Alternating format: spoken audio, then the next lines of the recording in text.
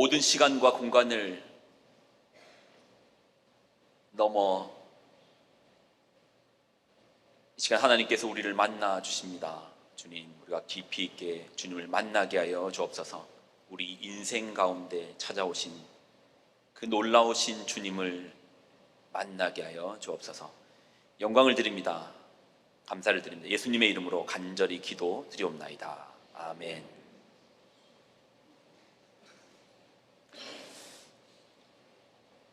예배는 만남의 사건입니다. 하나님을 만나는 시간입니다. 아멘이십니까?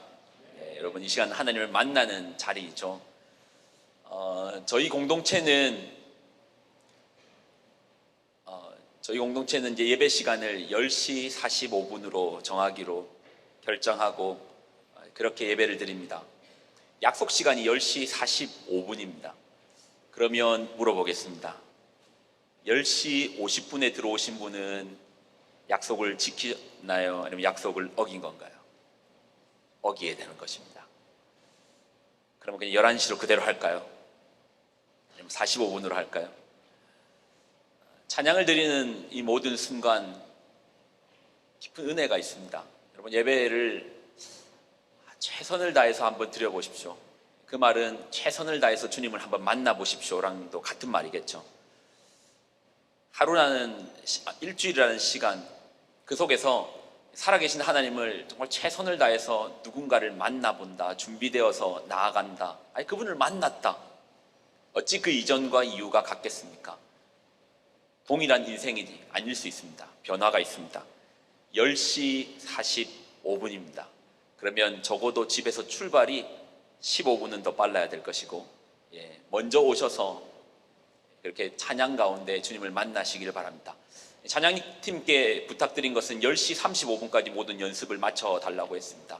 그러면 한 10분 정도는 하나님 앞에 기도하면서 찬양으로 또 말씀으로 이 모든 예배로, 그래서 하나님을 만났다라는 그런 예배가 되시기를 예수님의 이름으로 축원드립니다. 아멘이십니까?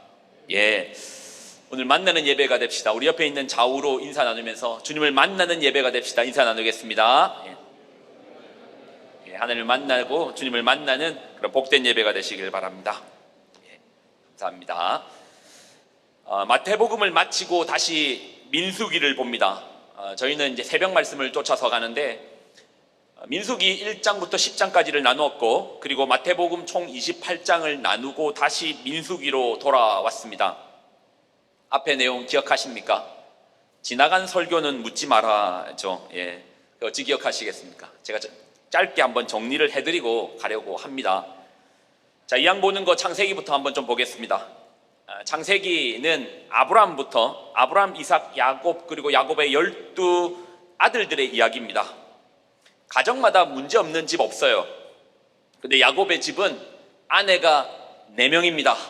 화목했을까요? 4명이라니까요. 아들이 12명입니다. 아들만 12명입니다. 아들 3명 있는 집도 죄송합니다. 무슨 죄를 지었길래 이런 말을 하는데, 아들이 12, 아내가 4명, 이름도 외우기 쉽지 않습니다.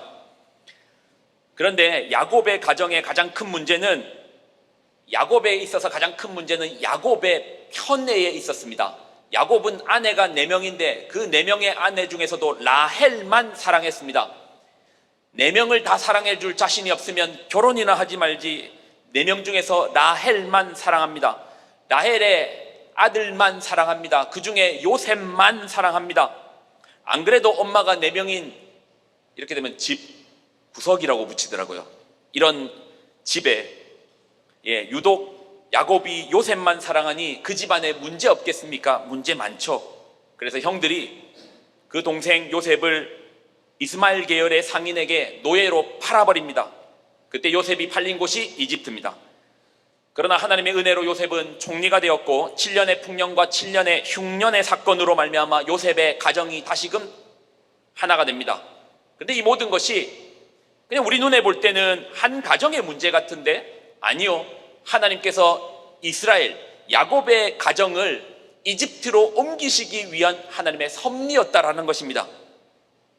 그래서 하나님의 섭리 가운데서 이스라엘의 70명의 가족이 이집트로 옮겨졌고, 그리고 야곱이 죽음으로 창세기는 끝이 납니다. 자, 출애굽기는요, 이집트에 온 이스라엘이 핍박을 받음으로 시작됩니다. 결국 노예라는 자리로 떨어집니다. 종살이를 하기 시작합니다. 그리고 이 종살이에서 이스라엘을 구원하시기 위해서 하나님께서 모세를 불렀습니다. 이집트에서 10가지 재앙의 사건을 통해서 430년의 종살이를 하고 있던 이스라엘 사람들을 밖으로 끄집어내어 주시는 겁니다. 이집트에서 끄집어낸다 해서 출애굽이라고 하는 것이죠. 자, 여기서 또 좀 잘 들어보십시오. 출애굽기는 총 40장입니다. 총 40장인데 전반부 1장부터 20장까지는 술술 잘 읽힙니다. 그런데 어디서부터 문제냐? 20장부터 문제가 생기기 시작하는 거예요. 읽어본 분은 압니다. 20장의 10계명을 시작으로 그때부터 21장, 22장, 23장 율법의 이야기들이 나오고 24장부터 시작해서 25장 이제 점점 넘어가면서 무슨 얘기가 나오냐 하면 정말 재미없는 얘기가 나옵니다. 왜 재미가 없느냐? 성막을 설명하거든요. 여러분 한번 생각해 보십시오. 제가요 지금부터 뭔가를 설명할 것인데 우리 교회의 건축도를 글로 한번 읽어드리면 여러분 그 잘 들을 자신 있습니까? 우리 교회에 건축한 이 설계도를 글로 읽어드리면 재밌게 읽겠어요? 그러니 옛날에는 사진이 없으니까 이 성막의 설계도를 글로 표현해 주는 게 출애굽기 20장 후반부의 이야기입니다. 하나님께서 왜 이렇게 재미없는 이야기를 해주시는가? 이유가 있습니다.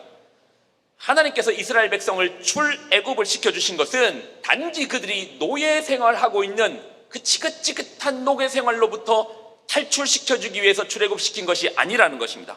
목적이 있습니다. 출애굽기 19장을 보면 하나님께서 430년 동안 노예 생활하던 그들을 해방시켜주신 목적이 나오는데 그 목적이, 그 사명이 바로 이것이라는 것이네요. 자, 출애굽기 19장 3절로 4절입니다. 자, 여러분이 한번 읽어볼까요? 시작.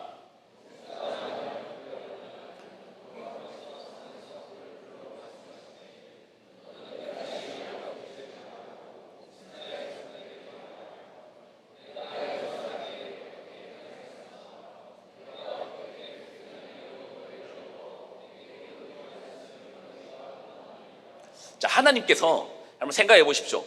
출애굽이라는 사건이 이스라엘 민족이 힘을 강력히 키워가지고 자기 힘으로 나온 거 아닙니다. 자기 힘으로 당시에 최강대국이었던 이집트와 싸워서 나온 게 아니고 하나님의 그 전능하신 손끝을 통해서, 하나님의 능력을 통해서 10가지 그 기적적인 사건을 통해서 그들이 출애굽을 한 거예요. 그러면 이 과정에서 이스라엘 백성들이 무엇을 경험했는가? 하나님을 경험한 겁니다.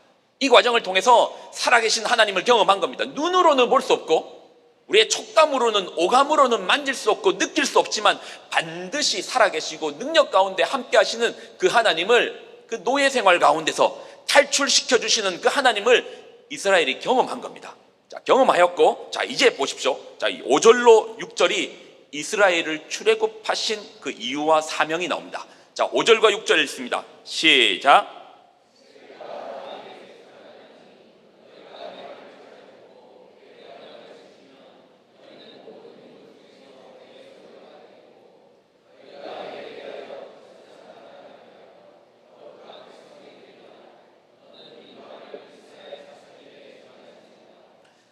하나님께서 이스라엘을 출애굽시켜 주신 이유는, 목적은 결코 430년의 그 지긋지긋한 종살이에서 내가 너희를 탈출시켜 주겠다가 아닙니다.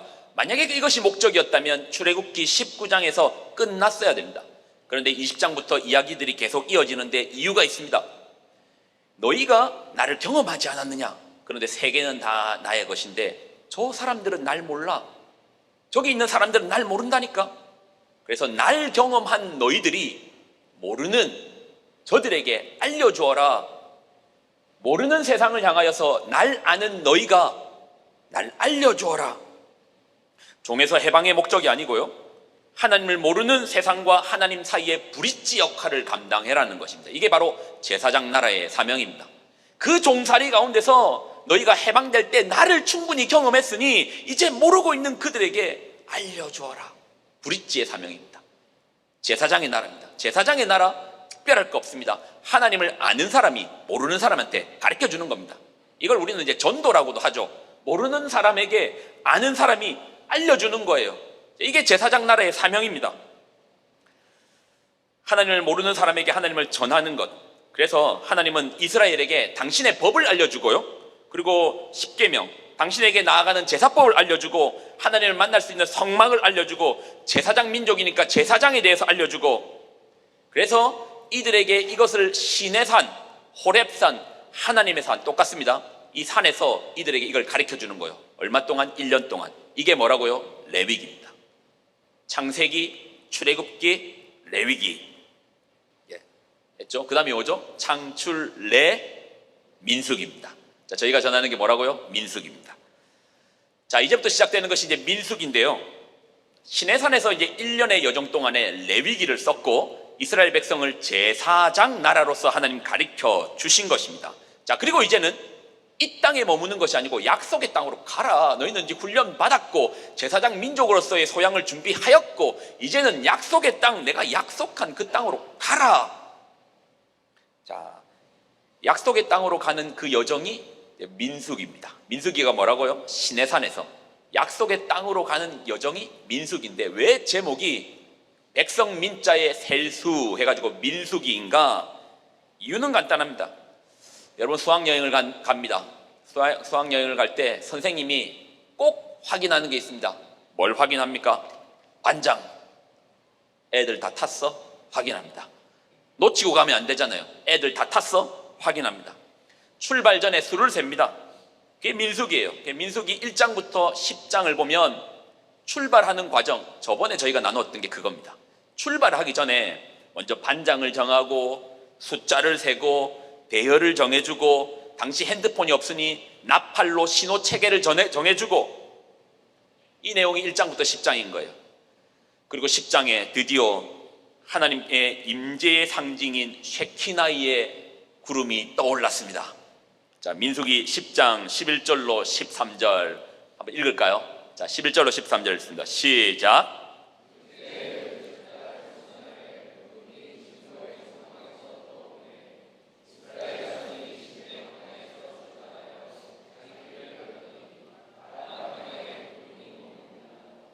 이와 같이 그들이 여호와께서 모세에게 명령하신 것을 따라 행진하기 시작하였는데, 여러분 얼마나 장관이었겠습니까? 하늘에는 하나님의 임재의 구름이 가득합니다. 그리고 땅에는 하나님의 임재의 상징인 언약궤가 있습니다.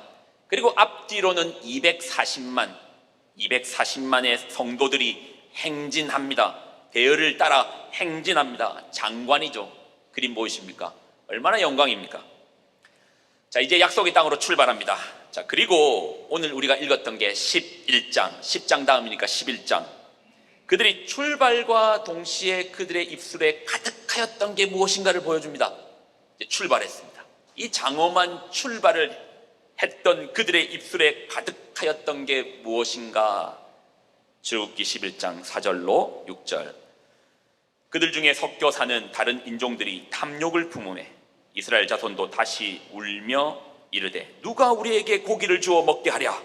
우리가 애굽에 있을 때에는 값없이 생선과 오이와 참외와 부추와 파와 마늘들을 먹은 것이 생각나거늘 이제는 우리의 기력이 다하여 이 만나 외에는 보이는 것이 아무것도 없도다 하니.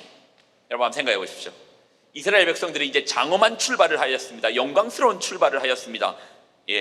종의 자리, 노예의 자리에서 자유인이 되었습니다. 430년을 지긋지긋한 노예 생활했습니다. 앉아 하면 앉아야 되고 일어서 하면 일어서야 됩니다. 이거를 자기가 하는 것도 이가 부들부들 떨리면서 하는데, 이제 나에게 태어난 자녀들도 누군가가 앉아 하면 앉아야 되고 일어서 하면 일어서야 됩니다. 그 끔찍한 노예를 물려줘야 되는 거예요. 그게 무려 430년의 시간이었습니다.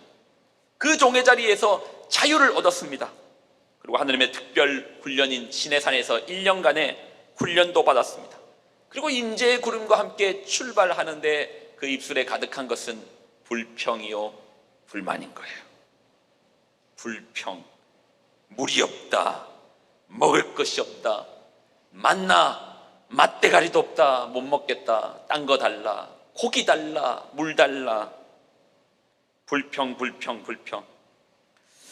한번 물어볼까요? 이런 불평이 이번 한 번만은 아닐 터인데 과연 그들은 몇 번 불평했을까요? 몇 번 불평했을까요? 한 번, 두 번, 세 번, 네 번, 다섯 번. 제가 질문을 잘못 드렸습니다.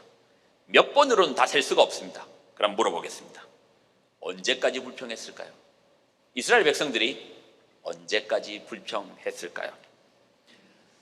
물이 없으면 물이 없다고 불평하고, 먹을 게 없으면 먹을 게 없다고 불평하고, 만나를 주는데 맛이 없다고 불평하고, 메추라기를 줘도 불평, 뭘 해도 불평. 약속의 땅에 들어갔습니다. 약속의 땅에 들어갔으니까 이제 불평 안 할까요? 아니요. 왕을 달라고 불평. 왕을 줬더니 왕 때문에 불평. 그러니 구약 전체가 불평, 원망의 이야기가 구약 전체인 거예요. 그래서 하나님 선지자를 보내시는 거예요. 왜 그렇게 불평하냐? 끝까지 불평. 그리고 신약으로 넘어갔습니다. 아들을 그냥 보내주시는 겁니다. 아들을 보내주셨는데 이제는 아들에게 불평. 그래서 아들을 십자가에 매달았던 사건이 지난 고난주간의 사건 아닙니까? 그리고 지난 기독교 2000년 역사에 불평이 없었던 때가 있나요? 여러분에게 한번 물어볼까요? 예수님을 믿고 따르는 여러분은 어떤가요? 신앙을 붙들고 있고 믿음을 가지고 있는 여러분은 불평 안 하시죠? 하시나요? 그러니 언제까지 불평하는가? 지금까지 불평하고 있죠. 언제까지 불평하는가? 지금까지 하고 있죠. 그러니 이제는 질문을 좀 바꿔야 됩니다. 그들은 왜 불평하는가가 아니라니까요. 왜 이스라엘 민족은 맨날 불평만 하는가가 아니고 왜 우리는 불평하는가? 우리를 바꿔버려야죠. 말씀이라는 거울에 비춰서 그들을 보는 게 아니고 그들 속에 있는 나를 봐야죠. 나는 왜 그렇게 신앙을 붙들고 있고 믿음을 가지고 있고 예수 그리스도를 인격적으로 만났다는 나는 왜 이렇게 불평이 많은 것인가? 4절로 5절 다시 한번 읽어볼까요? 4절 5절 다시 읽습니다. 시작. 그들 중에 섞여 사는 다른 인종들이 탐욕을 품음에 이스라엘 자손도 다시 울며 이르되 누가 우리에게 고기를 주어 먹게 하랴? 우리가 애굽에 있을 때에는 값없이 생선과 오이와 참외와 부추와 파와 마늘들을 먹은 것이 생각나는 것을 이제는 이 만나밖에 없구나. 불평. 불평을 좀 살펴보면 누가 우리에게 고기를 먹여주게 할라? 이제는 자유인이 되었잖아요. 자유인이 뭡니까? 자기 힘으로 해결해야죠. 근데 이 표현이 우습지 않습니까? 평생 주인의 손에서 먹을 것을 얻었던 그들, 불평도 자유인이 되었어도 누가 내 입에 먹을 걸 넣어주냐? 누가 우리에게 고기를 먹여주냐? 출애굽은 했지만 여전히 그들의 마음은 노예의 상태에 있죠. 그리고 그 다음 표현은 더 우습습니다. 우리가 애굽에 있을 때 값없이 생선과 오이와 참외와 부추와 파와 마늘들을 먹은 것이 생각나거늘. 값없이 얻었습니까? 누가 값없이 줍니까? 시내산에서 제사장 나라의 교육을 1년 받았고 자유인이 되었지만 여전히 그들의 자리는 애굽에 있어요. 노예의 자리에 있습니다. 그들의 불평은 결국 그들의 갈망, 그들의 욕망과 연결되어 있습니다. 먹고 싶다, 먹을 걸 달라, 물을 달라.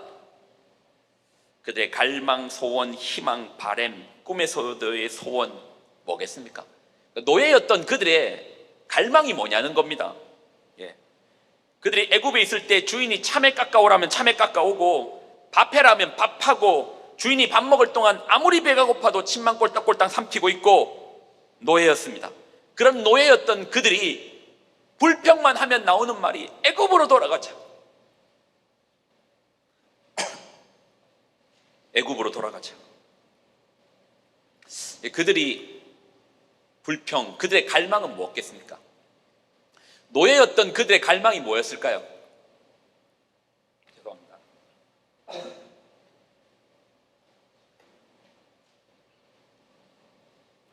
문제 냈는데 맞추셔야죠.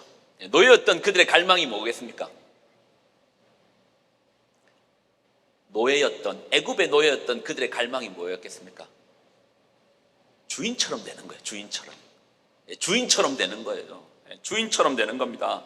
나도 하루 종일 누워서 종들이 가져다 주는 물로 세수 한번 해보고 종들이 차려주는 밥 먹어보고 좋은 것 먹고 좋은 것 입고 편히 쉬고 그러다 성질나면 성질내고 고래고래 소리 지르고 그거로 성질이 안 풀리면 매질나도 해보고 주인처럼 되어보는 거예요. 나도 주인처럼 한번 살아보자.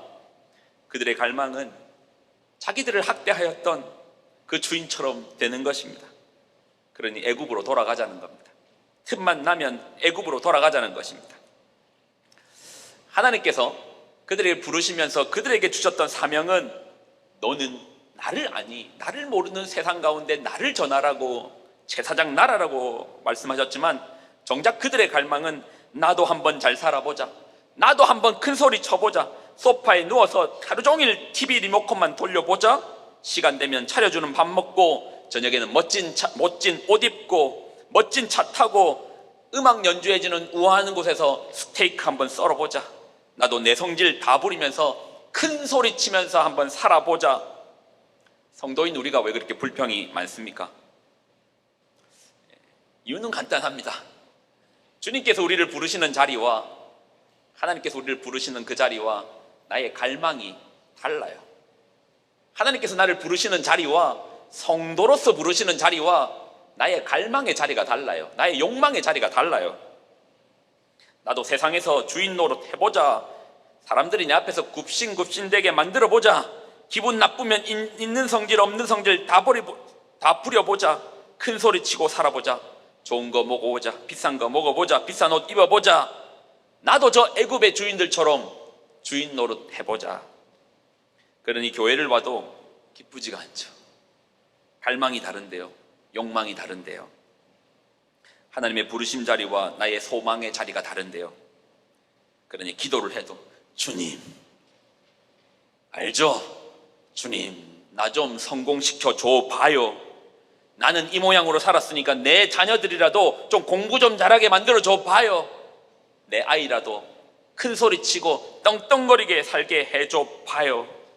근데 우리 주님은 달라는 성공은 안 주고 거룩하라, 거룩하라, 함께 살라, 날 전하라, 내가 거룩하니 너희도 거룩하게 나를 닮아 살아가라. 아니 큰 소리 치며 성질내며 살고 싶은데 참고 살라, 사랑하며 살라, 인내하며 살라. 그러니 하나님께 불평합니다. 아니 천지를 창조하셨다며요, 모든 게 주님의 것이라며요, 그거 좀 안 주십니까? 모든 능력이 주님으로부터 나온다며요, 기도하면 응답하신다며요, 그것도 못 해주십니까? 나의 갈망의 자리와 하나님 우리를 부르시는 자리가 다르니 그 입술에 불평이 터져 나오는 것이죠. 지난주 월요일입니다.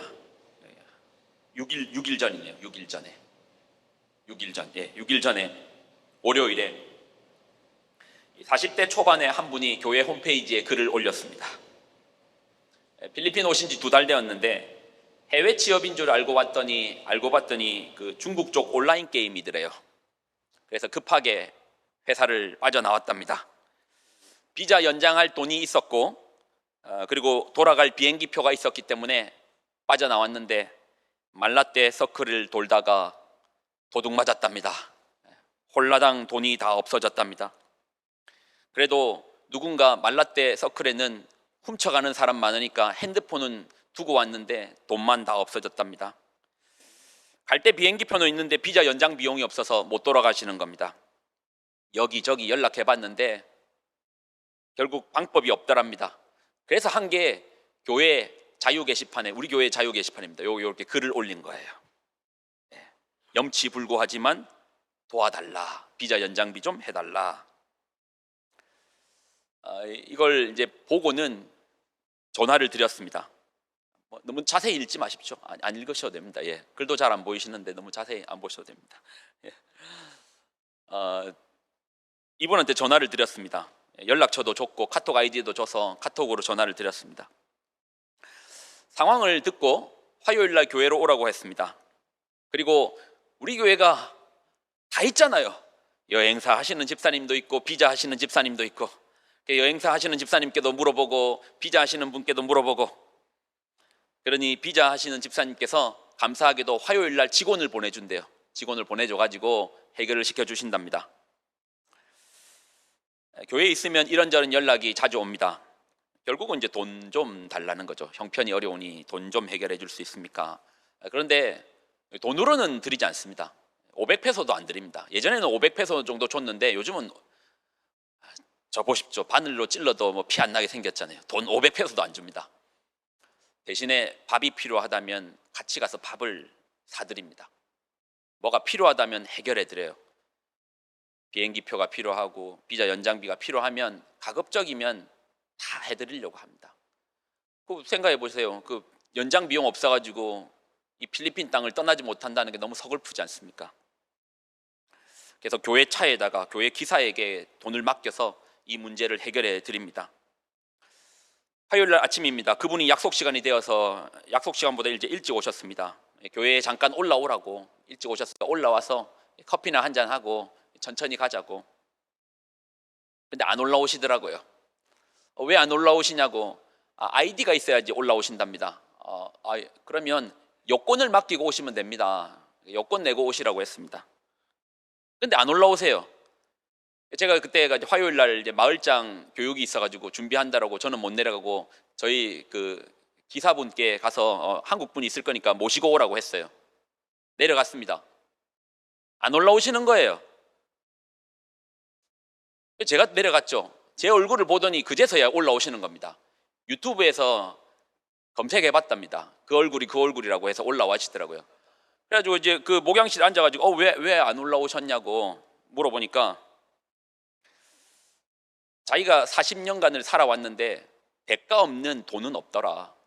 대가 없는 돈은 없는데 교회에 글 하나 올렸는데 비자도 알아봐주고 여행사도 전화해줘가지고 또 돈도 해준다고 하고 차도 태워가지고 비자 연장을 해준다고 하니까 자기가 오면서 정신 똑바로 차리자.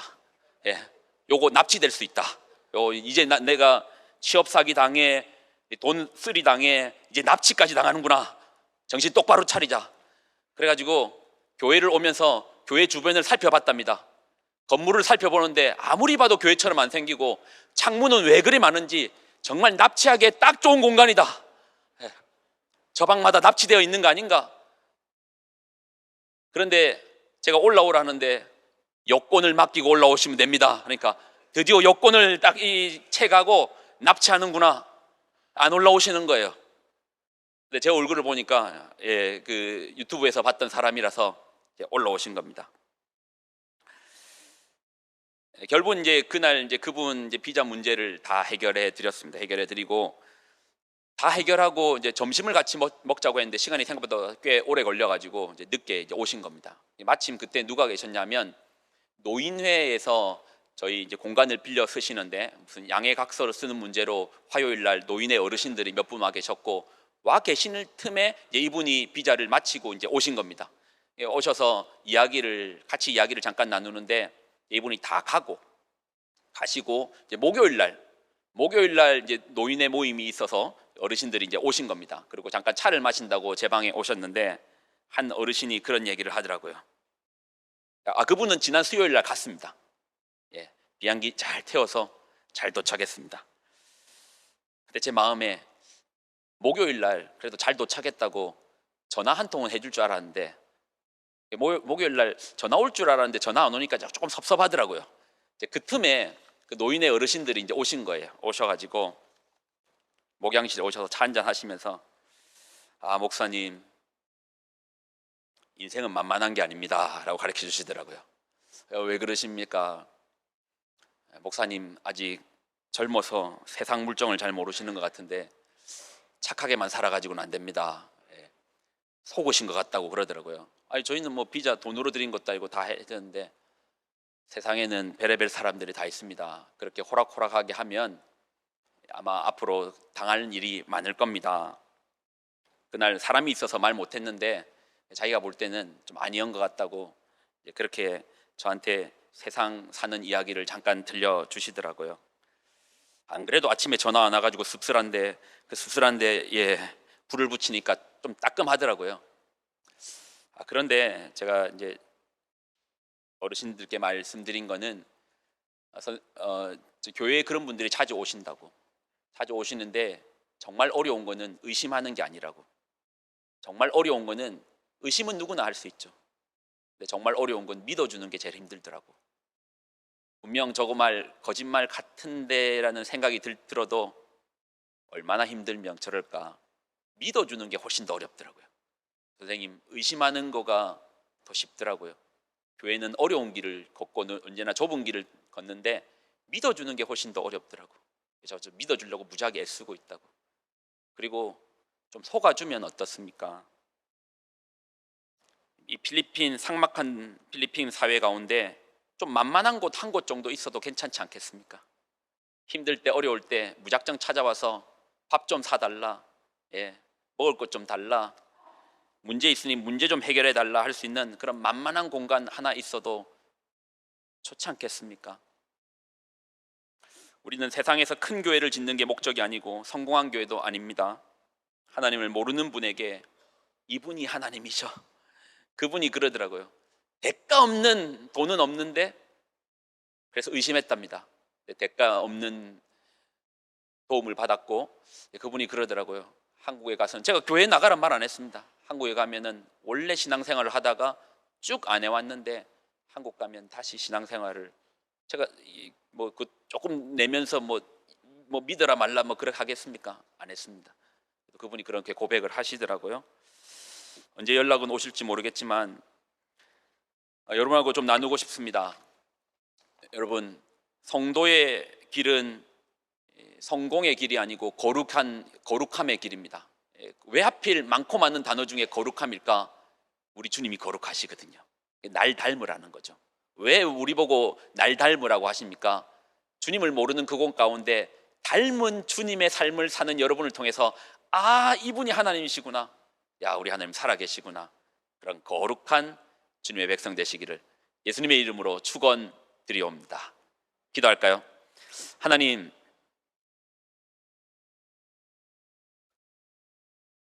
내가 거룩하니 너희도 거룩하라. 제사장 나라. 하나님을 모르는 세상 가운데 하나님을 아는 너희가 나와 그들을 연결시켜 달라. 이것이 우리의 사명, 거룩한 사명입니다. 하나님, 그러나 우리 입술에 불평이 가득합니다. 내가 가고자 하는 길과 주님께서 우리를 인도하는 길이 너무나 달라. 그 간극만큼 우리는 불평하는 것 같습니다. 오늘 우리에게 말씀을 주셨습니다. 이 말씀을 쫓아 내 목적만을 위해 살아갔던 이 인생들이 이제는 하나님의 그 부르심의 자리를 향하여 믿음의 걸음으로 옮기게 하여 주옵소서. 이제는 우리 주 예수 그리스도의 은혜와 하나님의 무한극진한 사랑하심과 성령님의 교통동행 충만하심의 역사하심이 오늘의 말씀을 듣고 제사장의 나라, 주님을 증거하는 그러한 사명, 이 땅 가운데 하나님을 모르는 세상 가운데 하나님 여기에 있어 우리 하나님 살아계셔라고 증거하는 귀한 성도들의 삶과 그들의 가정과 기업과 자녀들의 머리머리 위에 이제로부터 영원히 항상 함께하여 주시기를 간절히 축원드리옵나이다. 아멘.